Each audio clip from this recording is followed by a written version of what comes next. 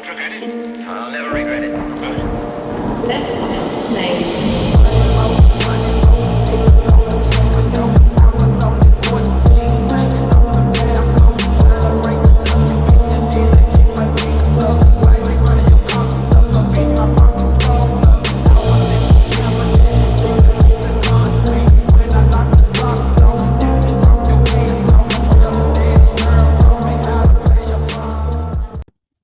Halo guys, balik lagi guys di channel Modification guys. Kali ini kita kedatangan motor Kawasaki ER6N dari luar kota yang ditowing ke Modification untuk di custom headlampnya dengan headlamp replika dari Ducati Street Fighter V4S. Nah, ini terpasang dengan rapi di ER6N. Jadi memang tarikan-tarikan garis dari headlamp ini memang mirip ya sama bodinya ya. Jadi dari garisnya headlamp ini, terus dari shroudnya sampai undercoilnya, ini kok tarikan garisnya ini mirip-mirip nih. Nah, ini kita pasang di Kawasaki ER6N berikut dengan shroud covernya dan bracket untuk headlampnya. Kita akan kasih lihat detailnya satu persatu untuk di motor ini apa aja yang dipasang sehingga bisa terpasang dengan rapi di motor ini.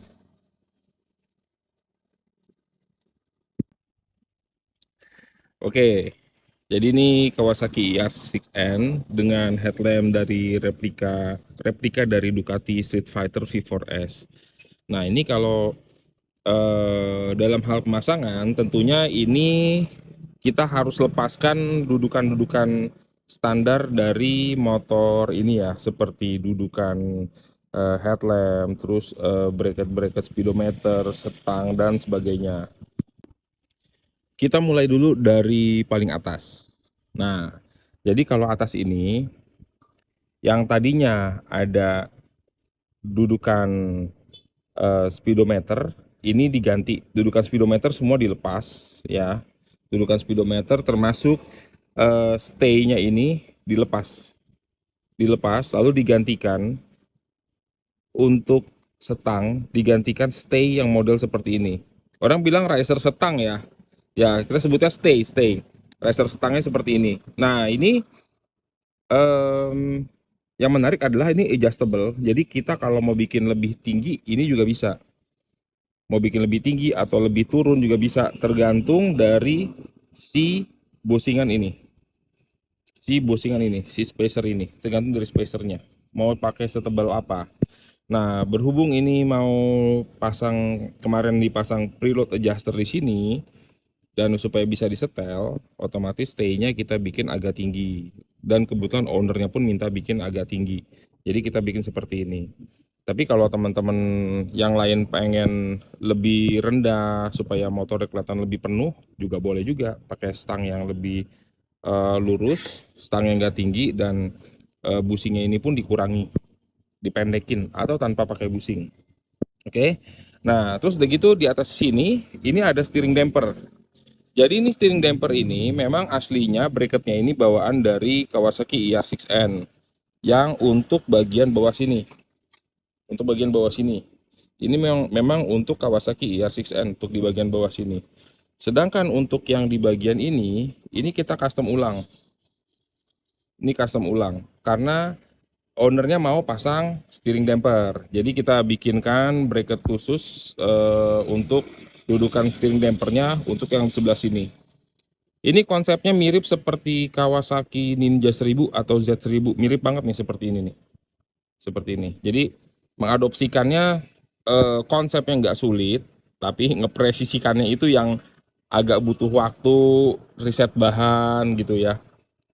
Terus estetikanya, itu aja sih, gitu loh. Ya itu pun juga kita makan waktu beberapa hari ya guys ya untuk bikin dia jadi terlihat rapi gitu loh.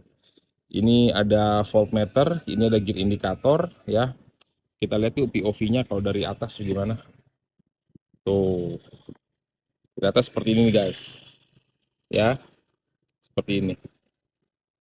Nah, kalau pasang steering damper si cover tangki ini harus dilakukan penyesuaian, dibuat lubang di sini, penyesuaian di sini. Pasti di situ buat penyesuaian di sini.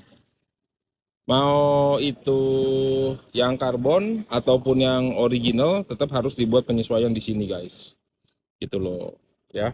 Ini kebetulan udah pakai yang karbon yang made Dove dari Carbon Start. Sama ini juga carbon made Dove mengikuti, dan cover forknya pun pakai carbon made carbon Dove mengikuti juga. Untuk setang, rem, kopling, selang rem, kabel kopling, ini semua nggak ada masalah. Pakai yang bawaannya juga bisa. Terus untuk speedometer, nah ini yang tadinya speedometer ini ada posisinya di atas sini, speedometernya kita geser ke depan sini, ya kurang lebih sejajar sama segitiga. Ini kita bikin bracket tambahan di sini, bracket khusus di sini, pakai plat yang cukup tebal, cukup kuat. Lebih prefer kepada cukup kuat lah ya, bukan masalah tebal doang ya, bukan hanya tebal tapi kuat lah ya, cukup kuat supaya tahan goncangan saat motor ini kena goncangan ya, seperti itu. Untuk headlampnya sendiri kita ada bracket-bracket di belakangnya ini, ya memang kita agak sulit memperlihatkan bracket-bracket di belakangnya, tapi ada bracket-bracketnya sehingga dia kuat terpasangnya, gitu loh, terpasang kuat. Untuk cover fork ini kita custom khusus supaya pertama juga untuk nutupin kabel-kabel di belakang sini, kabel-kabel di belakang ya, untuk nutupin kabel-kabel di belakang, dan juga untuk memperlihatkan kesan kokoh, kesan kuat, kesan kekar di motor ini. Nah, cover fork ini dudukannya ini barengan dengan dudukan untuk lampu sen. Jadi lampu sen ini sebagai dudukannya juga sebagai tempat untuk masang lampu sen seperti ini. Kita nggak pakai lagi lampu sen standar original, harus pakai lampu sen seperti ini yang model-model baut 12 atau 14 ya, supaya lebih estetik aja gitu loh. Lampu sen modelnya seperti apa, mau yang running, yang biasa juga nggak apa-apa, nggak masalah. Yang lampu-lampu sen yang CBR, yang punya CBR 250 nggak masalah juga sih guys. Lampu sen apa, yang penting dia modelan yang baut 12 atau 14. Di sini juga ada bracket lagi di belakangnya supaya terpasang kuat, kokoh ya guys. Terus si cover fork ini juga memiliki apa ya, kontur. Tuh, kontur supaya nggak terkesan kaku. Jadi ada konturnya nih. Tuh, ngikutin tarikan headlamp ya, tarikan garisnya nih. Ada konturnya. Supaya forknya ini nggak terlihat kaku, batangan, lurus doang, seperti itu. Nah, berikutnya lagi, pemasangan headlamp ini selain mesti kuat, juga memperhatikan angle-nya guys. Angle-nya. Jadi, ini estetikanya nih emang agak-agak, apa ya, agak-agak sulit dijelaskan ya, tapi ini ada proporsi komposisi antara jarak shock breaker ini ya, terus jarak speedometer terhadap setang itu juga ada proporsinya sehingga terlihatnya itu bagus, terlihatnya itu selaras, seimbang guys, seperti itu. Nah, kelemahan dari headlamp ini adalah lampunya ini kurang terang karena reflektornya juga kecil. Nah, kalau udah pakai headlamp seperti ini, kita sangat sarankan untuk masang lampu tambahan seperti yang di sini nih. Ini kita pakai lampu dari Bull AS tipe CO2. Nggak terlalu besar, mungil, tapi terang. Sebenarnya penempatan lampu ini nggak mesti selalu di sini sih. Bisa juga di atas sini, bisa juga di daerah sini ya, daerah sini juga bisa. Gitu, daerah cover fork ini, daerah sini juga bisa.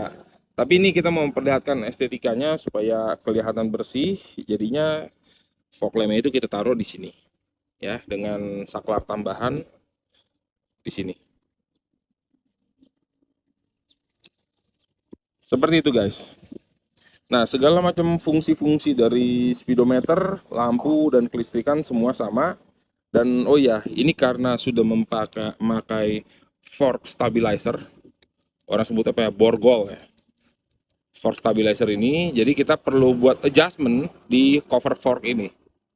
Jadi kalau kita nggak buat adjustment, khawatirnya cover fork ini akan mentok, ngegesek ke borgol ini, dan bisa juga menggerus ke bagian dalam dari spakbor.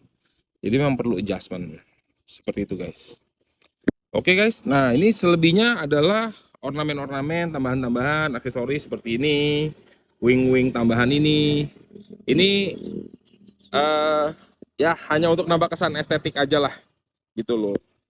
Dan selebihnya warnanya hijau-hijau, disesuaikan dengan handle-nya warna hijau dan koplingnya warna hijau, terus baut untuk triple clamp-nya warna hijau juga. Untuk fuel cap juga warna hijau, supaya nambah kesan estetiknya aja. Oke guys, sementara itu dulu video dari kita mengenai Kawasaki ER6N dengan headlamp Ducati Street Fighter V4S. Oke, thank you guys.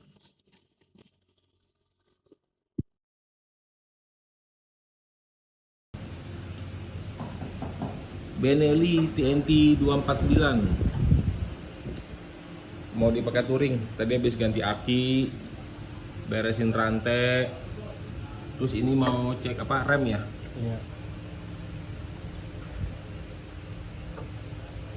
Sebenarnya remnya sih nggak kenapa-napa sih. Ini kita cek-cek aja, bersihin supaya dia siap jalan aja buat ke puncak weekend ini. Aman Lek, remnya Lek? Masih tebel. Tebel, cuman kotor aja ya. Iya. Oke, siap-siap dilanjutkan prosesnya. Kita juga lampu-lampu juga dicek-cekin lah. Mantap.